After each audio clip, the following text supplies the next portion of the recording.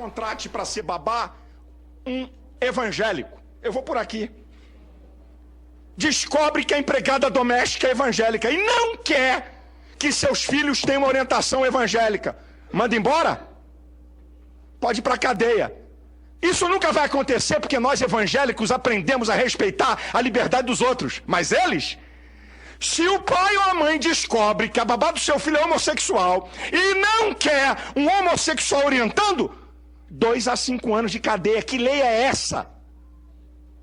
Fere princípios constitucionais. Nós não podemos aceitar isso. É um lixo. E eu tenho aqui, eu estou sofrendo na pele o que é perseguição. O meu colega pastor queria dizer aqui, eu tenho moral para dizer, a minha instituição não recebe 1 centavo de governo federal, estadual e municipal. E não é por falta de oferecimento. Ok?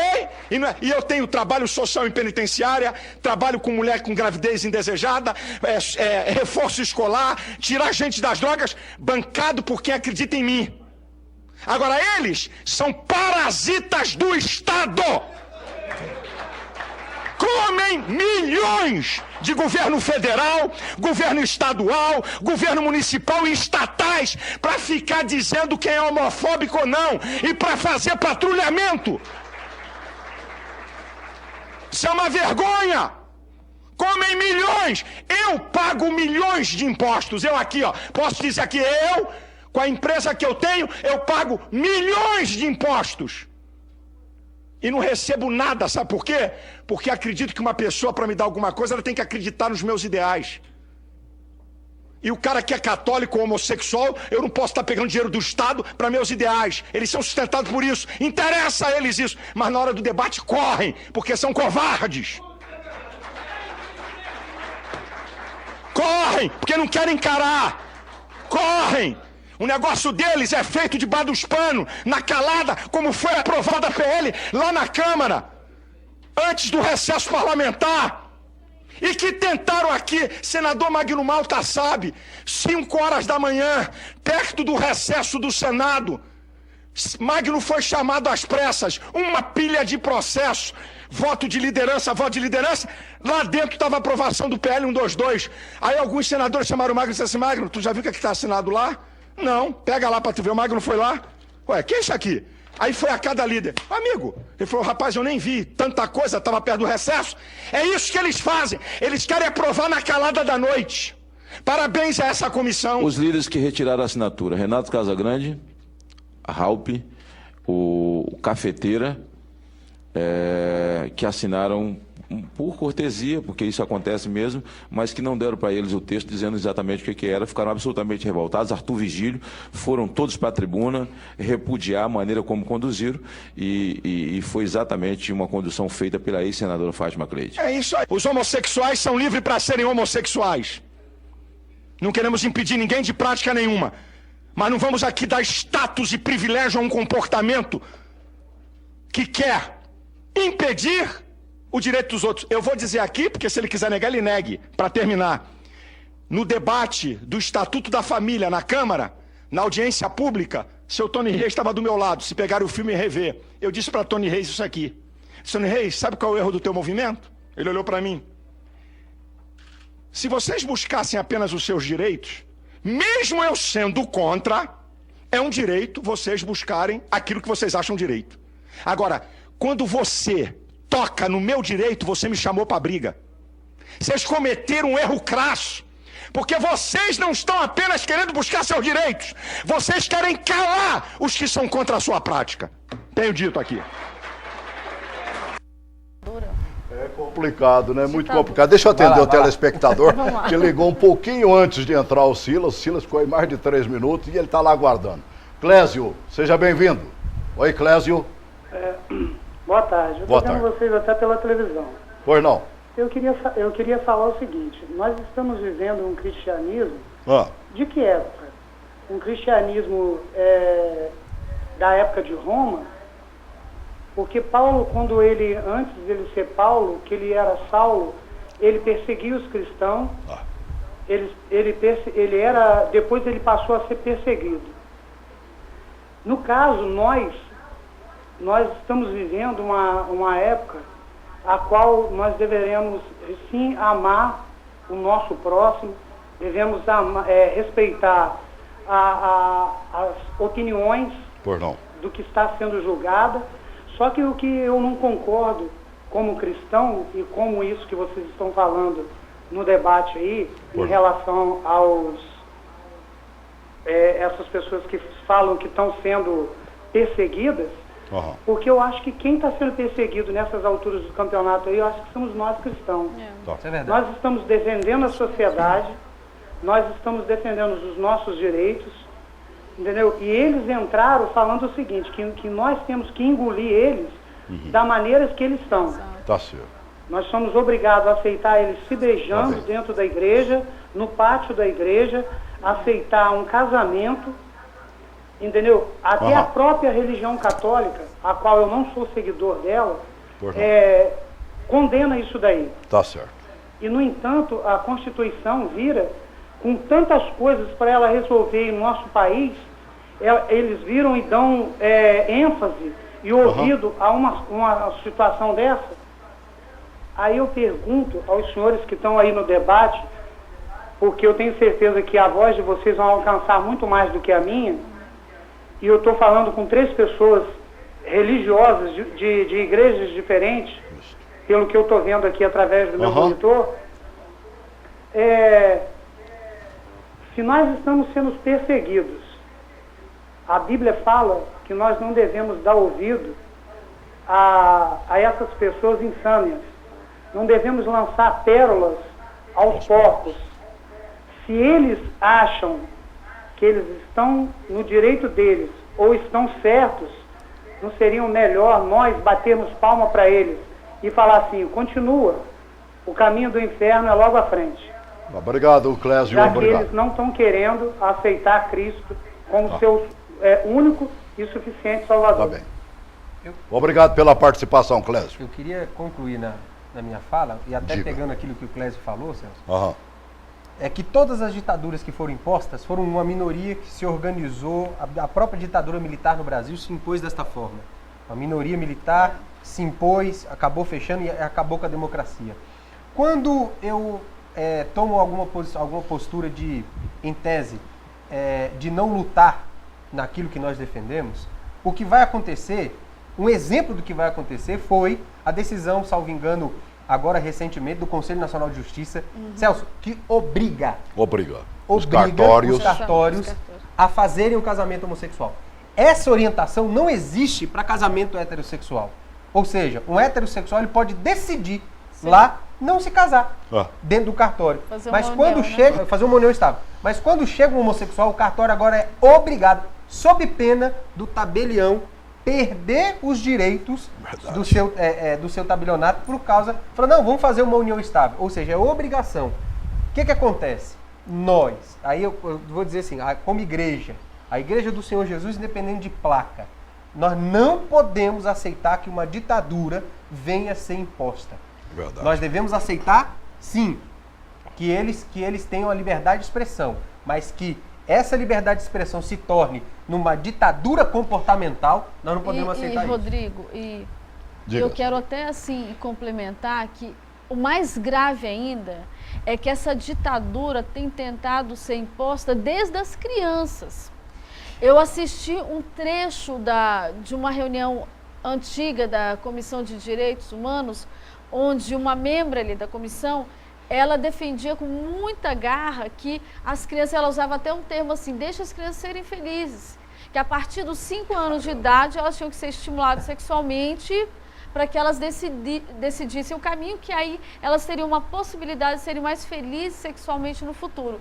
Então, assim, essa ditadura está sendo tentando imposta nas entranhas das nossas crianças para chegar... Teve um livro que foi autorizado pelo MEC recentemente, chamado Aparelho Sexual e Companhia. Eu trouxe aqui. Nós estamos fazendo um abaixo-assinado para que o ministro da Educação retire esse livro de circulação, que, Sandra, fala justamente isso. Que o que é o certo? é um menino gostar de menino, um menino gostar de menina? A resposta do livro. Você faça o que seu coração mandar, que você vai descobrir se você é hétero. Chega onde você quiser e tudo bem, né? Celso, deixa eu aproveitar um negócio. Eu não posso perder a santa oportunidade de ter um deputado federal aqui. Obrigado. E não pegar um gancho naquilo que o Malafaia falou ali, o pastor Malafaia. E eu recebi, inclusive, um e-mail dizendo que estes movimentos recebem um mundão de dinheiro para realizar a sua parada gay, para realizar N movimentos, enquanto, por exemplo, a Marcha para Jesus fica na saudade e não tem o reconhecimento. Isso é real mesmo, deputado? Celso, eu vou te responder essa pergunta. Você me permite só voltar à questão da decisão do CNJ. Essa decisão do CNJ foi em 2011. Qual foi a decisão do CNJ? O Conselho Nacional de Justiça, ele tem 2 deveres primordiais. Primeiro, fiscalizar o Poder Judiciário. É a primeira função básica do Conselho Nacional de Justiça. O segundo é normatizar. Entendi. Então, o que acontecia nos cartórios brasileiros? Os cartórios, a critério dos seus tabeliães, eles casavam, faziam união estável ou não. Por que eles basilaram nisso? Na Constituição Federal, no artigo 5º, que diz da igualdade de pessoas. Todos nós somos iguais perante a lei. Pois não. Fundamentado nisso é o que levou à questão da união estável. Tá certo? Entendi. Essa decisão do CNJ de 2011 que obriga os cartórios não só a fazer a união estável, como homologar o casamento. Qual é a diferença disso? A Constituição Federal, no artigo 226, ele define os critérios do casamento. Primeiro, é exatamente a união estável, é um dos critérios desse casamento. Só que, assim como o casamento heterossexual, isso é um contrato, Celso. Isso é um contrato. Nós, quando casamos, nós optamos. Tá certo? Entendi. Você opta no contrato de casamento. Verdade. Isso você opta em relação à declaração de bens, o que você quer fazer, o que você deixa de fazer. Isso é um contrato. Tá. Isso o Código Civil define. Na união estável, o Código Civil continua definindo. Você pode deixar seus bens como solteiro. Quantas pessoas deixam patrimônio para cachorro, deixam patrimônio para empregado, deixam patrimônio para empregada? Isso é um problema seu. Você faz dos seus bens o que você quiser. Então, para definir união estável, não precisa casar. A união estável já define o contrato de casamento. Então, o que era antes? Definia a união estável, Código Civil, 2 pessoas do mesmo sexo iam ao cartório e regularizavam isso. Está feito. Mas você continua solteiro.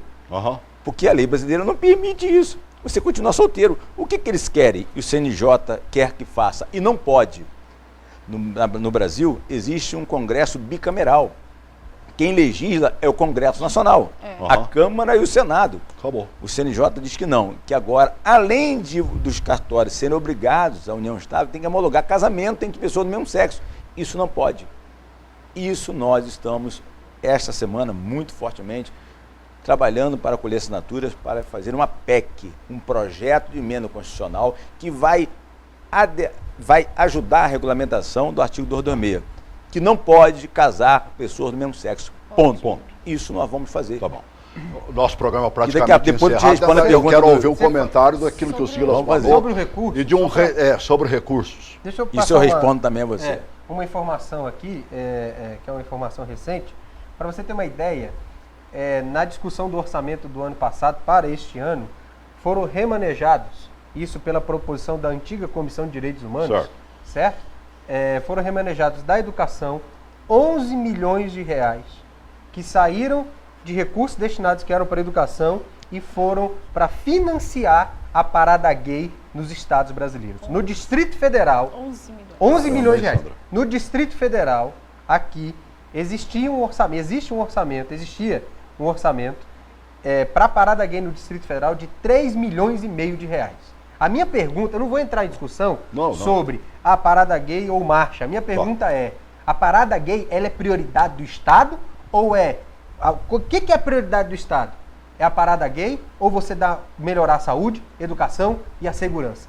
Porque 14 milhões de reais... É dinheiro demais, né? É muito dinheiro. É muito recurso. Muito. E é interessante, né, Celso, que esse valor é utilizado e eles, quando acontece a parada gay, o que acrescenta ao Estado?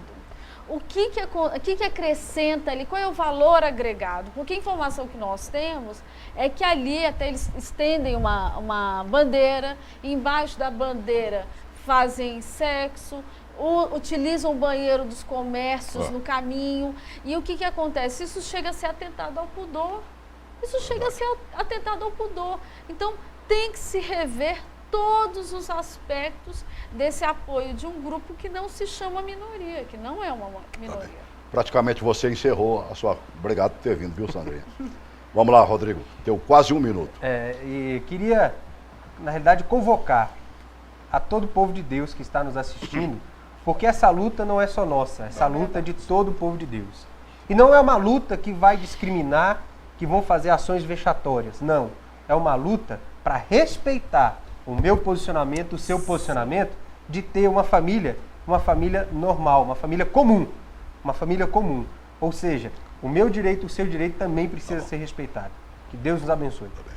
Ô, Bispo Vitor Paulo, eu quero você de volta no programa. Com o maior prazer. Estou te pedindo pelo amor de Deus. Prazer. Primeiro que você está sendo um grande defensor daqueles que tem os cabelinhos brancos lá no Congresso. É verdade. Está olhando para nós que já dobramos o cabo da Boa Esperança há um bocado de tempo, né? É verdade. E outros assuntos importantes que você tem abraçado no Congresso. Obrigado por ter vindo. Arremata aí, Bispo, porque é quase 1 minuto. Grande a você, a Rodrigo, a pastora, encontrar vocês aqui. É um debate muito importante. E eu quero dizer, concluindo, que eu, ano passado, eu fui presidente da Comissão de Legislação Participativa. E lá fiz seminários discutindo exatamente com a LGBT, que tratando como pessoas comuns, que é assim que tem que ser tratado, respeitando como cidadãos comuns. Então eu quero aqui deixar o meu mandato à disposição da população, desse canal, para debater todos os assuntos que você certamente o traz nessa emissora. Obrigado pelo carinho. Vai descendo a letrinha aí, a Sandra quer 10 segundos para falar alguma coisa aqui. Eu quero deixar assim, quero dar um beijão no coração de todos que nos assistiram. Obrigado pelas ligações, né, Celso? Porque isso reforça os nossos pensamentos. E nós estamos aqui à disposição para o que precisar de informação. Tudo bem. Olha, o gostoso de fazer um programa como esse, né? Está aí, Igreja Universal, Sara Nossa Terra, Ministério da Fé, Casa da Bênção, você aí de outra denominação. Isso aqui é importante, gente. Nós temos é que nos unir, buscar os nossos direitos e defendê-los. Sem agressão, evidentemente. E num só corpo. E num só. Obrigado. Obrigado. Deus abençoe você, Celso. Grande abraço. Rodrigo, tem que...